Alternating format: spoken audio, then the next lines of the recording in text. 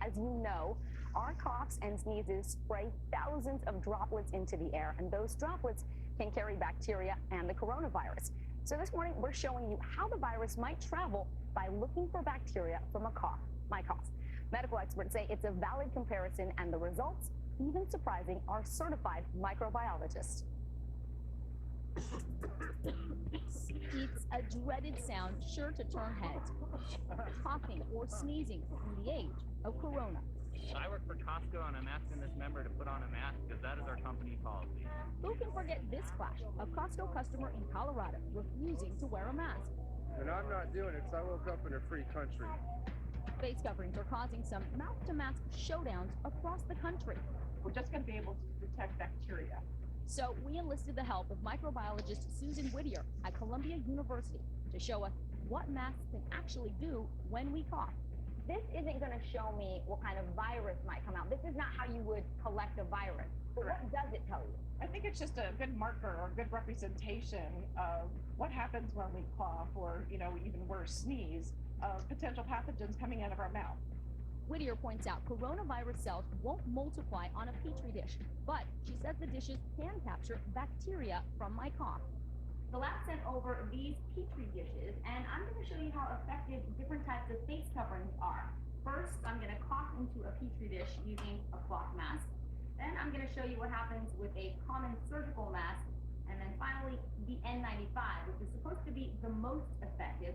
These are reserved for healthcare workers, and I have one from when I covered wildfires in California. And of course, I'm going to show you what happens when I cough without any face covering at all. You're literally just going to hold it about 6 inches away from your mouth. And I should cough how many times? I would say 2 or 3. You're going to be grossed out by what grows on the plates no matter what. Don't worry. Okay. I get to work, coughing away, right into the petri dishes. Pretty gross. I labeled each dish and dropped them off for my producer to take straight to the lab. Thank you. After 24 hours in an incubator at body temperature, our first peek. Look, bacteria is already growing on the dish I coughed on without a mask. Nothing yet on the other 3. After 48 hours, more growth on that same dish, but still nothing on the rest of the dishes. And then finally, after 60 hours, 2.5 days after I coughed onto the dishes, a surprise. What was the result after 2.5 days? Well, it was super exciting. I was expecting some growth, and to my surprise, we didn't have growth on any plates when you had any kind of face covering on. So that was great news. The 3 masks, cloth, surgical, and N95, all stopped any bacteria from landing on the petri dish. But check out the dish I coughed on without a mask. It's covered in bacteria. Look at all that growth. What exactly was that was growing on the petri dish, and is that normal? So the things that we recovered on the cough plate are normal mouth bacteria. So we had a lot of Streptococcus viridans.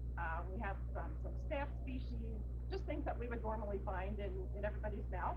Normal.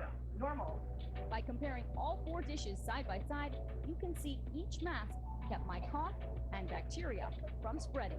What did this tell you about the effectiveness of masks? I think across the country, as states reopen, it's going to be more reassuring for people to know that, yeah, I'm wearing a mask because I'm protecting myself and I'm protecting the people around me. And we just want to reiterate, Whittier says it's not possible through a demonstration like this to show how much virus comes out because viruses need living cells. They can't grow on a petri dish the way bacteria does. But it certainly shows what else is in your cough or sneeze. Yeah.